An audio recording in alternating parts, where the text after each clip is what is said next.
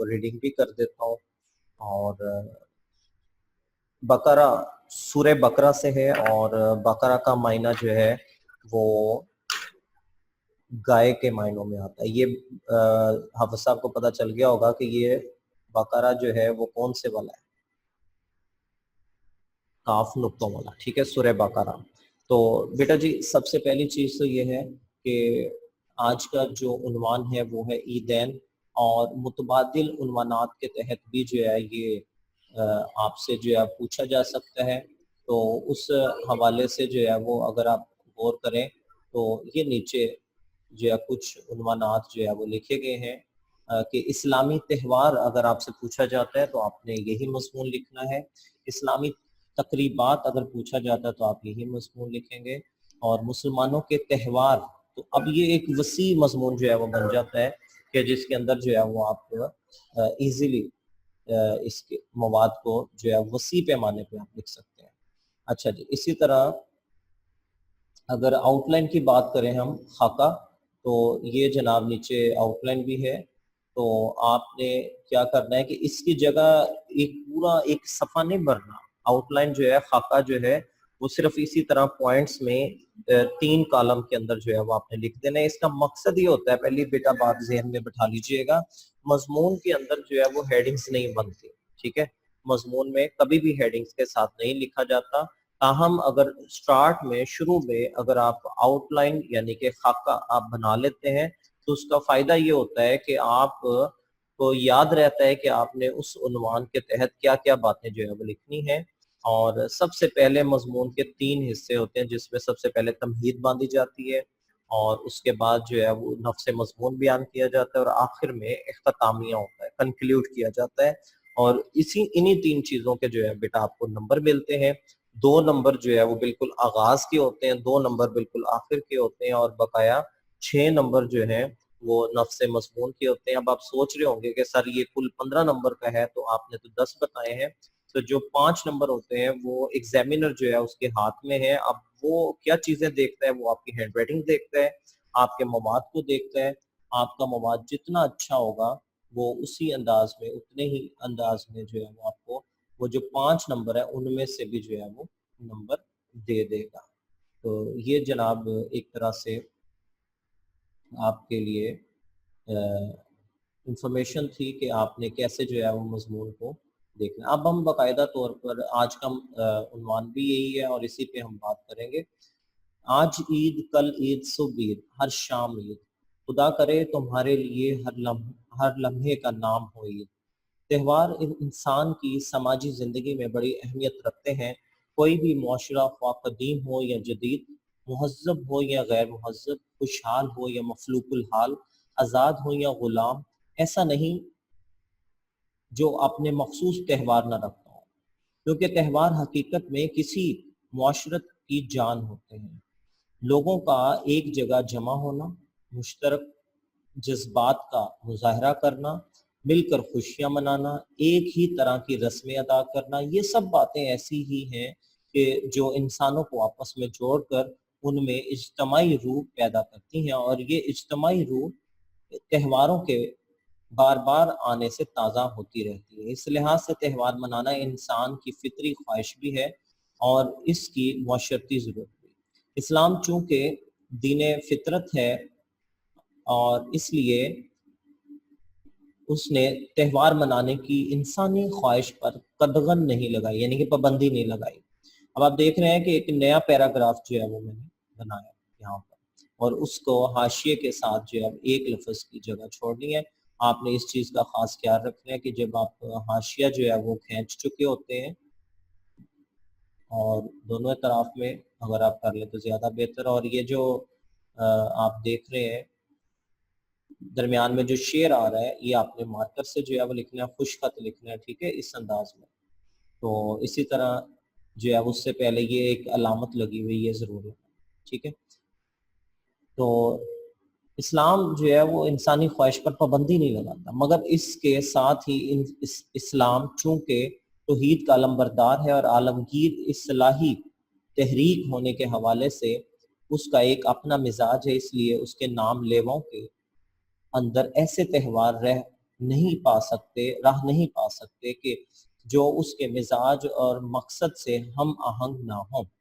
اسلام نے جس طرح زندگی کے دوسرے شعبوں میں اپنے احکام نافذ کیے ہیں، اسی طرح اس نے تہواروں کو بھی ایک نئے قالب میں ڈھال کر اس کی اخلاقی روح کو بدل دی۔ ٹھیک ہے جی، یہ نئے قالب دیکھتے ہیں، مطلب ایک سانچے میں، ٹھیک ہے، ڈھال کر ایک نئی اخلاقی روح جو ہے وہ اس میں بدل دی۔ تو یہاں پہ علامت شعر اور شعر لکھیں گے، ان ہستی ہوئی صبح روز عید آئی ہے، لے کے نئے جذبات سعید آئی ہے۔ اگر آپ کو یاد ہو کہ ہمارے نثری حصہ نثر کے اندر جو سبق تھا، اور عید اردو ادب میں عید الفطر، تو اگر آپ وہ اچھے سے آپ نے پڑھا ہے تو جناب آپ کو جو ہے وہ بالکل بھی دشواری نہیں ہوگی، وہاں سے آپ اشعار بھی جو ہے وہ یہاں پہ لا سکتے ہیں یاد کر کے۔ تو مسلمان ہر سال 2 عیدیں مناتے ہیں۔ ایک عید کو عید الفطر کہا جاتا ہے، جب یہ عید رمضان کا مہینہ ختم ہونے پر یکم شوال کو منائی جاتی ہے۔ اسے چھوٹی عید بھی کہا جاتا ہے، جو ہم نے ابھی الحمدللہ گزری ہے، اور یہ مہینہ بھی جاری ہے۔ اصل میں یہ عید روزوں کا مبارک مہینہ بخیر و خوبی گزرنے پر خوشی کا جشن ہے۔ اس عید پر گھر کے افراد کی تعداد کے مطابق صدقہ فطر غریبوں اور مستحقوں میں تقسیم کیا جاتا ہے، تاکہ وہ بھی عید کی خوشی منائے اور اللہ تعالیٰ کا شکر ادا کرے۔ یہ خوشخبری ہے روزے داروں کے لیے، یہ خوشخبری ہے روزے داروں کے لیے، روزے جو گئے تو ان کی رسید آئی۔ رمضان کا چاند ظاہر ہوتے ہی مسلمان سحری و افطاری کے خوشگن نظام میں مصروف ہو جاتا ہے۔ جب رمضان کا مہینہ ختم ہوتا ہے تو چاند کی 29ویں شام ہوتی ہے، تو غروب آفتاب کا وقت قابل دید ہوتا ہے۔ مکانوں کی چھتوں پر بچے اور بڑے بھی چڑھ جاتے ہیں، مغرب کی طرف نظر جمائے دیکھتے ہیں کہ ہلال عید نظر آ جائے، ہلال عید کا چاند۔ اس روز ہلال اس قدر باریک ہوتا ہے کہ اس کا نظر آنا کار دار ہے، بڑا مشکل کام ہوتا ہے۔ آپ نے دیکھا بھی کہ کتنی دیر کے بعد جو ہے وہ نظر آیا تھا، مختلف شہادتیں ہونے کے بعد۔ ایک چیز اور ذہن میں رکھیے گا، حلال ہے نیچے ہے ہاتھی والے سے لکھنا ہے، ٹھیک ہے، دوسرے سے لکھیں گے تو اس کا معنی بدل جائے گا، ٹھیک ہو گیا۔ آسمان صاف ہو اور اس کی نگاہ حلال کی چمک سے منور ہو جائے تو کیا کہنے، ایک گونج پیدا ہوتی ہے۔ وہ رہا چاند درخت کی چھوٹی ٹہنی کے ساتھ پتوں کی اوٹ میں، ادھر چاند نظر آیا، ادھر نوبت نکارے، یعنی کہ شور ہونا شروع ہو گیا، اعلانات ہونے شروع ہو گئے، ڈھول پٹنے شروع ہو گئے۔ تو یہ بیٹا جو محاورہ نے، یہ ہمارے بچپن کے اندر تو ایسے ہی تھا، ہم خود اپنی آنکھوں سے جو ہے اپنی چھت کے اوپر چڑھ کر دیکھا کرتے تھے۔ اب نہ درخت ہے، نہ اس کی چھوٹی ٹہنیاں ہیں، نہ پتے ہیں۔ تو اس طرح سے جو ہے بیٹا آپ جدید دور کے آپ ایپ انسٹال کریں اور اس میں سے جو ہے وہ چاند کو تلاش کریں۔ تو اس قدر چہل اور گہمی ہوتی ہے کہ جیسے شام کی خاموشی جاگ اٹھی۔ عید آئی ہے، دل اہل زمانہ شاد ہے، عیش سے وہ بستا ہے، غم سے ہر ایک آزاد ہے۔ بچوں کے نئے اجلے اور خوبصورت کپڑے دیکھے گئے، لڑکیوں اور عورتوں سے نے مہندی لگائی، رات اسی ذوق و شوق میں گزر گئی۔ صبح ہوئی تو گھروں میں سوئیاں پکی، کہیں پہ شیر خورما بنا، کہیں پہ کچھ فرنی اور مختلف چیزیں کھائی گئی، اور نماز کے لیے مقررہ میدان میں پہنچ کے مقررہ وقت پر امام صاحب آئے، نماز پڑھی، خطبہ پڑھا، اور دعا کے بعد لوگ آپس میں بغل گیر ہوتے گئے اور چلتے گئے۔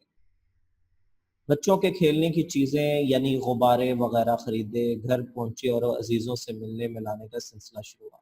تو پیارے بچوں، یہ میں آپ کو بتاتا جاؤں کہ اس کے اندر جو ہے وہ حالات حاضرہ کے اوپر بھی آپ بات جو ہے وہ کر سکتے ہیں، یعنی کہ آپ کووڈ-19 کرونا وائرس اور موجودہ حالات اور ہماری عیدین، یہ بھی آپ مضمون اگر آپ خود سے بناتے ہیں، اپنے پاس سے جو ہے وہ اس میں چیزیں ایڈ کرتے ہیں تو بیٹا مجھے اچھا لگے گا۔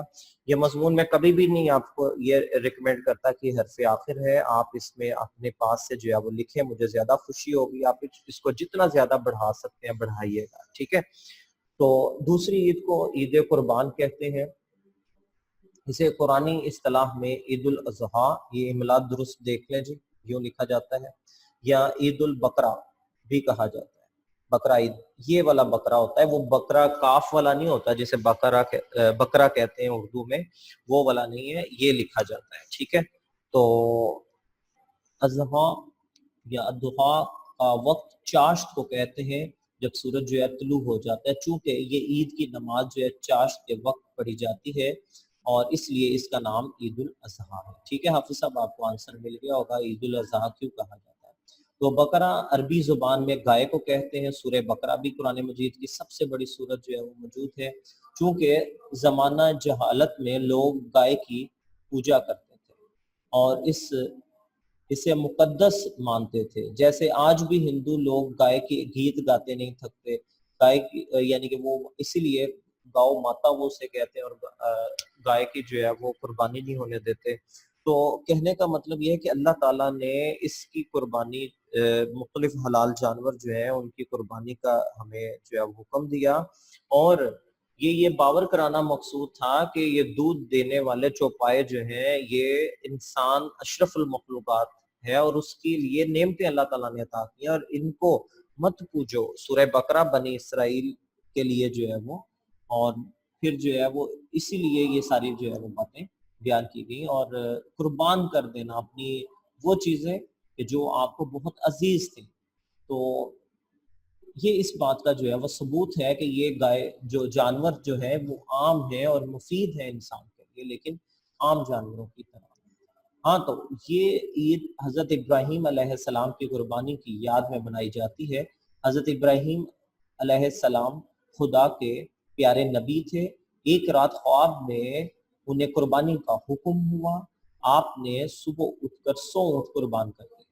دوسری رات پھر قربانی کا حکم ہوا، آپ نے صبح پھر 100 اونٹ قربان کر دیے۔ تیسری رات کو سب سے پیاری چیز کی قربانی کا حکم ہوا، یہ اشارہ حضرت اسماعیل علیہ السلام کی قربانی کی طرف تھا، چنانچہ آپ نے حضرت اسماعیل علیہ السلام کو ساتھ لیا، چھری اور رسی پکڑی اور جنگل میں چلے۔ حضرت اسماعیل علیہ السلام لیٹ گئے اور حضرت ابراہیم علیہ السلام نے ان کے ہاتھ پاؤں رسی سے باندھ دیے، اپنی آنکھوں پر پٹی باندھ دی تاکہ رحم نہ آ جائے، چھری اٹھائی اور بچے کے گلے پر رکھ دی۔ اتنے میں آواز آئی، ابراہیم تو نے اپنا خواب سچ کر دکھایا، تیری قربانی قبول ہوئی۔ غرض دمبا ہوا قربان اسماعیل کے صدقے، ہوئی یہ سنت اس ایمان کی تکمیل کے صدقے۔ تو حضرت ابراہیم علیہ السلام نے اپنی آنکھوں سے پٹی اتاری، آنکھیں کھولی تو انہوں نے بیٹے کی بجائے مینڈا، وہ جو بیڑ کا بچہ تھا، بیڑ جو تھی اس کو ذبح پایا، مینڈے کو، اور حضرت اسماعیل علیہ السلام کو ساتھ لیا اور گھر آ گئے۔ یہ ذی الحج کی 10ویں تاریخ تھی۔ مسلمان اس قربانی کی یاد میں ہر سال قربانی کر کے سنت ابراہیمی علیہ السلام کا احیاء کرتے ہیں، اور اس روز مینڈے بھی ذبح ہوتے ہیں، بکرے بھی، گائے بھی اور اونٹ بھی۔ تو نماز عید ادا کرنے کے بعد قربانی کا سلسلہ شروع ہوتا ہے اور 3 دن تک چلتا رہتا ہے۔ قربانی کے گوشت کے 3 حصے کیے جاتے ہیں، ایک حصہ گھر والوں کے لیے ہوتا ہے، ایک رشتہ داروں اور دوستوں کے لیے، تیسرا حصہ عام غریبوں اور حاجت مندوں میں تقسیم ہوتا ہے۔ اس عید کی خوشی 3 دن تک متواتر ہوتی ہے اور ہر روز جشن کی کیفیت ہوتی ہے۔ تو یہی ہے عبادت، یہی دین و ایمان کہ کام آئے دنیا میں انسان کے انسان۔